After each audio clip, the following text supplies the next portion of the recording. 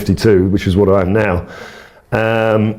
Grew up in a house with a lot of, I was given two things actually: unconditional love, which is a hard thing, easy thing to say as a parent. It's a very hard thing to actually do. I was thinking about Jason Leonard the other day. God, Jason could make a room laugh. Didn't matter if we just had a terrible training session or somebody was sitting there worrying about Saturday. Jason would say something, usually something he probably shouldn't have said, and suddenly everyone was laughing. I miss that sort of thing. Funny, isn't it? You spend your whole career thinking you'll remember the rugby. And of course I remember plenty of it. But now when somebody mentions those years, I don't immediately see a scoreboard. I see faces. I see Martin Johnson sitting there with that look on his face that usually meant it was better not to bother him. I see Jonny Wilkinson still kicking balls when the rest of us were ready to go home. I see Neil back arguing about something. Backy always had something to say. And Richard Hill. Hilly was different. He could sit quietly in the corner and somehow you still knew he was there.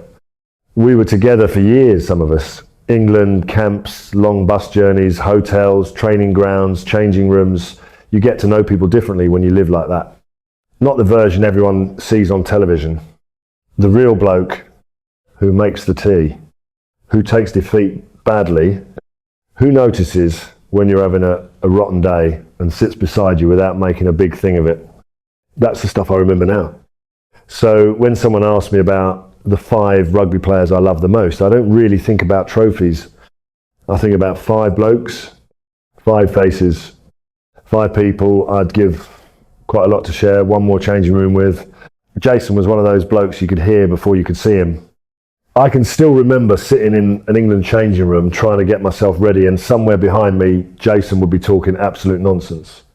Then somebody would laugh, then somebody else, and before long half the room had forgotten how nervous they were. That was Jason. People remember the prop, the big man, the fellow who seemed capable of playing forever. I remember the bloke, and I loved being around him. There was never much pretending with Jason. If he thought something was rubbish, he'd tell you. If you were getting a little too pleased with yourself, he'd bring you back down very quickly. I probably needed that occasionally. Actually, I definitely needed it. But when Saturday came, there was something reassuring about looking across and seeing him there. You knew Jason wouldn't disappear.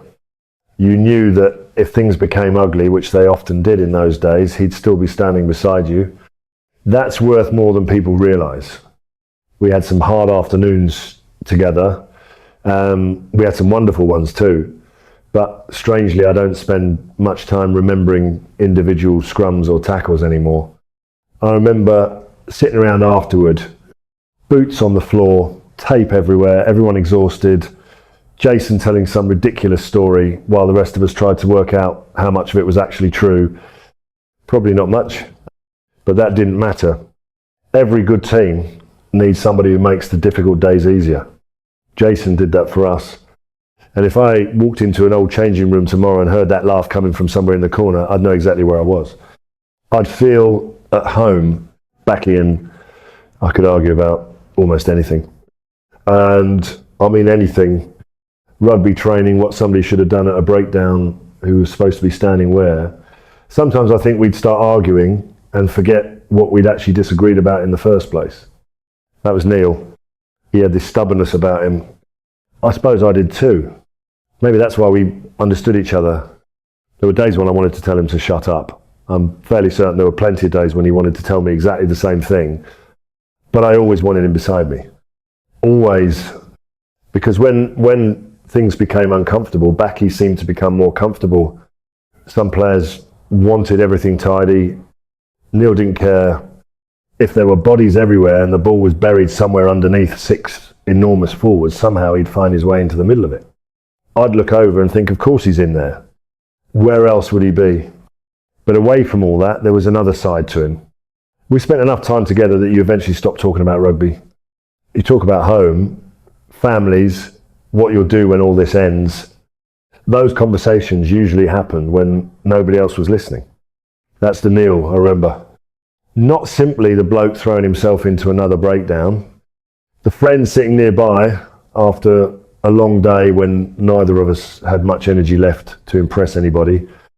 We competed with each other, we irritated each other, we pushed each other, and I think that's why I loved playing with him. There was never anything false between us. If Backy was annoyed with me, I knew about it. If he respected something I'd done, I knew that too. And when I think about those England sides now, I can't really picture them without him. Some people become attached to a period of your life. Neil is attached to mine. I can almost hear him arguing with me now.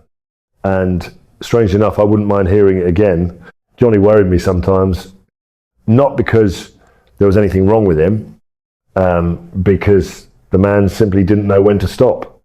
We'd finished training and most of us were thinking about getting inside, having something to eat, maybe putting our feet up for a while. Jonny would still be out there. One more kick, then another, then another. I'd look over 10 minutes later, still there. 20 minutes, still there. Eventually you'd want to walk across and say, Jonny, that's enough. The posts aren't going anywhere. But that was him. People remember the famous moments. Of course they do. I was there for some of them and I'll never forget them either. But when I think about Jonny, I don't immediately think about one kick. I think about how seriously he took everything, sometimes too seriously. You'd watch him after training and wonder whether he understood just how good he already was. I'm not sure he ever really did. There was something quite innocent about Jonny in that sense. He wasn't walking around waiting for people to tell him how brilliant he was. Quite the opposite. He'd miss one kick in training and look as though he'd disappointed the entire country. I'd think, for God's sake, Jonny, you've kicked 20 before that, but you couldn't change him. And maybe you wouldn't want to. What I loved was knowing exactly what you were getting from him. There was no hiding, no shortcut, no day when Jonny decided somebody else could carry the responsibility. When things became tense, I'd look at him and see the same face I'd seen on some quiet training afternoon. Focused, thinking, ready. We shared one night in Sydney that people will probably ask us about forever. But strangely, some of my favourite memories of Jonny came before anybody entered the stadium. Just watching him prepare, watching him care, watching this quiet young man carry expectations that would have crushed plenty of others. I was proud of him. I still am. But I do wish he'd occasionally put the bloody kicking tee down. Jono wasn't exactly the sort of bloke you walked up to before a match and asked if he fancied a chat. You looked at his face and thought maybe later, much later. There were times I'd be sitting across from him in the changing room and he'd barely say anything. He didn't need to. You knew when Jono was ready. I knew him long enough to recognise that, look, and I liked seeing it, because if Martin Johnson was sitting beside you looking thoroughly miserable, there was a good chance somebody on the other side was about to have a very unpleasant afternoon. Jono and I were both strong personalities. That's probably the polite way of putting it. We didn't always see everything the same way. There were moments when neither of us particularly fancied backing down. But I never needed him to agree with me about everything. I needed to trust him, and I did completely. That's different. I remember plenty of conversations with Jono that weren't really conversations at all. A few words, a look, maybe a nod, that was enough. You spend enough years with somebody and eventually you develop your own language. With Jono, half of that language seemed to involve silence. People saw this enormous, intimidating man walking onto a rugby field. We saw the bloke underneath it. The dry humour, the little comments that could catch you completely off guard. And the loyalty, that mattered to me.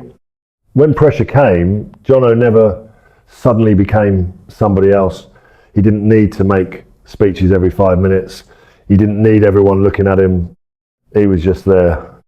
And sometimes that's exactly what leadership is. There were plenty of men I respected during my career, but there weren't many I'd look at before a difficult match and immediately feel better simply because they were standing beside me. Jono was one of them. If somebody told me tomorrow that I had one more match to play and asked who I wanted walking out next to me, I wouldn't need much time. I'd want that miserable face beside me again. Hilly never seemed interested in being noticed. That was probably the first thing you noticed about him, which sounds ridiculous. I know we'd have all these personalities around the England camp, blokes talking, laughing, arguing, making noise.